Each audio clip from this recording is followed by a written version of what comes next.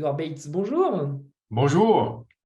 Vous êtes le président directeur général de Stam Europe et vous venez de vous distinguer par l'acquisition du 68 boulevard de Courcelles à Paris. Que représente cette opération dans la stratégie résidentielle de votre groupe? Courcelles représente, en termes de valeur, elle représente 20% de notre fonds. Elle représente aussi un virage en termes de stratégie parce que c'est une acquisition qu'on a fait tout en fonds propres. Alors qu'au début de notre stratégie fonds, on avait envisagé 50% de dette, en fait, quand on faisait nos acquisitions. Donc ça, c'est une nouveauté, mais c'est aussi une nouveauté qu'on a su exprimer, qu'on a su adapter en fait par rapport au marché actuel. Et puis, dernière chose, c'est qu'elle démontre aussi notre capacité d'exécuter justement dans un marché qui est fluctuant et dans un délai très court par rapport aux vendeurs qui souhaitaient boucler cette opération avant la fin d'année. Très bien. Quels sont vos objectifs là pour le fonds Opéra en 2023? 2023, j'espère que va représenter encore un minimum de 100 millions de nouveaux investissements pour notre fonds.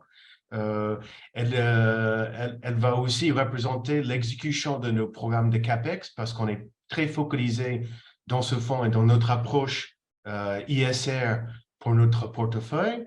Donc, on a des CAPEX programmes en cours qui vont prendre en compte tout ce qui est nouvelle loi climat, nouvelles lois énergétiques, etc. Donc, ça, c'est très important pour notre fonds.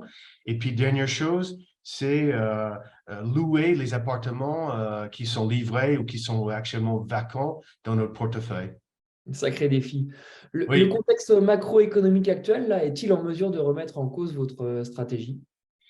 elle est en mesure de mettre en cause notre stratégie initiale, mais comme j'ai exprimé, on a su changer, modifier notre stratégie pour s'adapter au nouveau marché de la dette.